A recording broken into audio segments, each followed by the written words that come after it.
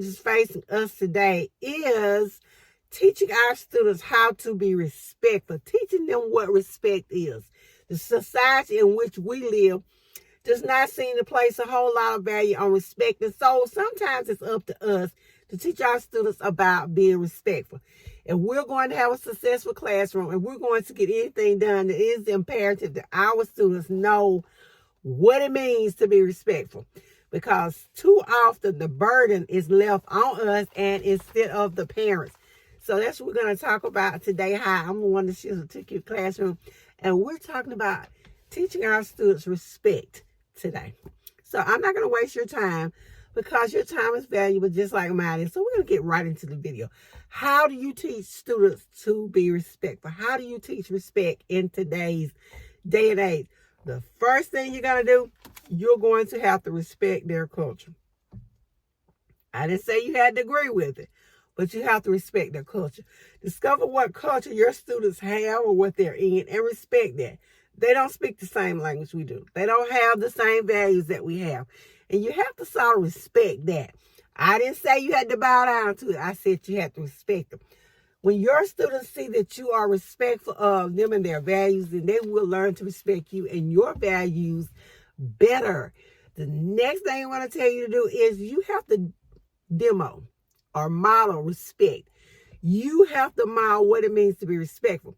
So when your students see you and you're talking to your co-workers or you're talking to the principal or whatever is going on, you yourself have to be respectful. You have to talk to your boss in a respectful manner. You have to talk to parents in a respectful manner. You have to address them in a respectful manner. You can't be talking out the side of your neck or talking about respect and you're not showing respect yourself. Lead by example. Demonstrate to your students what it means to be respectful.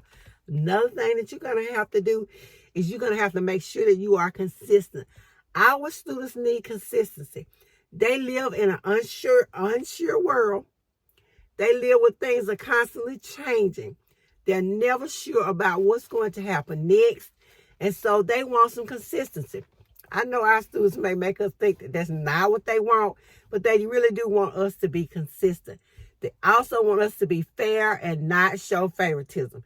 That means we shouldn't have a favorite student. Not one that everybody knows is our favorite. And like I've said before, let's be real. It's sort of hard not to have one student that you just absolutely love, but the other students can't know that that's your favorite student. That means you're going to have to grade their papers the same. You're going to have to talk to them the same. The same rules are going to have to apply to everyone. You cannot place favorites. If you're going to show your student what it means to be respectful, one of the key components of that is not playing favorites, of treating them with respect. And one of the ways you're going to do that is to treat everyone the same. So that means when you're grading papers, the best advice I can give you, use a rubric. Use a rubric. And there's so many benefits to using a rubric. I think I made another video about that. I will link it below. I also have a blog post that talks about the importance of using a rubric. I will link it below. So please check that out. Why is it important that we're consistent? How can we be consistent and fair? By using rubrics, by treating everyone the same. Another way you can do that is by having your classroom rules posted, going over those rules over and over again. And I mean, rules may be a harsh word, but your classroom expectations. Your students need to know what your expectations are. They need to know from the very beginning, and you need to continuously reinforce those expectations. So that way there's no confusion about what you expect in your classroom. You also need to set clear boundaries. Your students need to know how far they can, how far they can't come with you. I have noticed a trend lately with our sweet babies. Years ago when I went to school, there was just, you didn't have to ask about a boundary. You knew there were just certain things you were not going to say to the teacher. There were certain things you were not going to ask the teacher. Certain things you just didn't do. Where in today's day and age, unfortunately, the boundaries have become blurred. Our students, many of them have not been taught from home what is and what isn't appropriate to say to an adult or a person in authority. And so they feel free to say whatever. And because they're in the age of social media, and maybe you have a social media account or whatever, and they see these other adults and they're interacting with them because that's what social media wants them to do. then they feel like they can just cross these boundaries with you. But you have to make sure that you have set clear boundaries. You have explained to them what they can and cannot do. I noticed the habit. Students knock out when they want to come play in the teacher's hair. They want to ask you about your hair.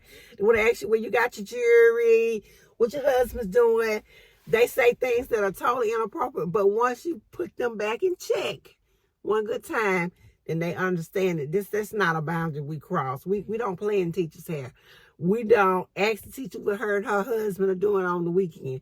We just don't do it. And once students realize they just can't do it, or you block them from your social media pages and accounts, then they know what boundaries they can and cannot cross.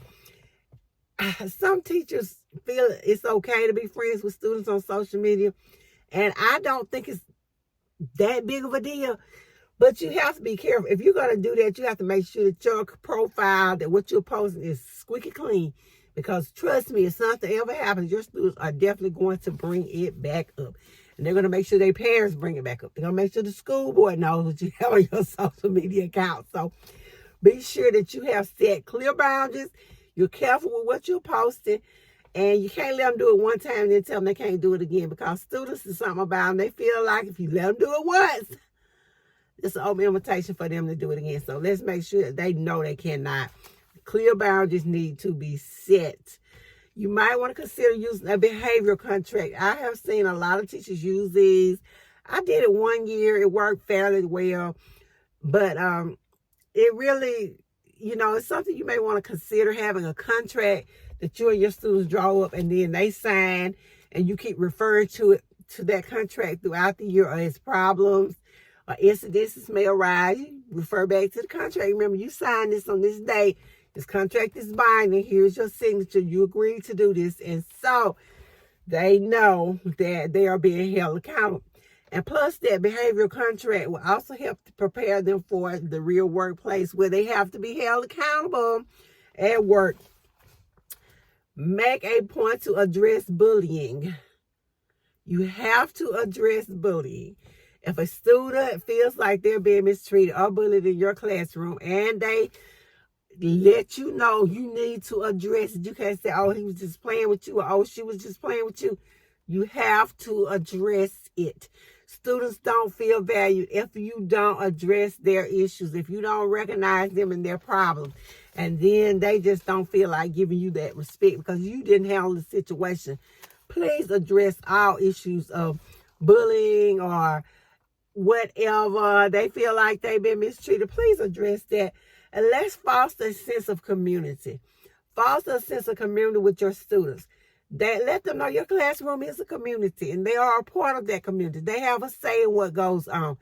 Teach them it's important to respect the others in the community. And so that's what we're talking about, is ways to teach respect. Let's reinforce positive behavior. At our school, we call it PBIS, positive behavior. I can't remember exactly. Don't make me lie. But it's a positive behavior system. I'll have to put that down the bottom too. But the kids are rewarded for being good. They get so many points, dojo points, for good behavior, for doing what they're supposed to do. And at the end of, I think it's every 9 weeks or so often, they have a dojo party where they get to go celebrate the good behavior, all this other stuff. But make sure you're reinforcing the good behavior. When we have students that act out, they grab our attention. They do. They warrant immediate attention. They have done something. They've done something wrong. We have to handle it. We have to deal with it. But what we're doing is reinforcing bad behavior, because the root cause is, like I said, attention. And so they are getting it, whether it's positive attention or negative attention. They're still getting attention. So when our students do something positive, let us make a point of reinforcing that positive behavior. Let us form a culture of respect. Once they know a culture of respect is expected, then that's what they're going to give us. Let's show respect. Let's give respect. Let's model respect. Let's talk respect. Let's walk respect. Let's respect ourselves and our students, and they will learn from it. You can also teach them about working with a team. Oh, my goodness. We have to let them know it's okay to work with other people, that they are not an island. They are not by themselves. And in the process of doing that, we need to teach them to respect diversity, that not everyone is the same. There are people who have differences, but we have to respect those differences. Teamwork will help them learn that. You can also have little games, behavioral games that your students can play that reinforce positive behavior to teach them how to act like they are in the right place at the right time and not just, oh my goodness, doing the things that they see the outside world doing, or people that are out in their community. And maybe they have a good community. Who knows? But we're teaching them how to be respectful in the classroom, and that will trickle over into their communities. It will trickle over into their homes, and from the home to the community and out into the world. Think about your classroom as an introduction to society, as an introduction to the real world. So you're teaching your students, teach them how to be respectful by using these ways, using these tips on reinforcing respectful behavior. And I will see you guys in the next video.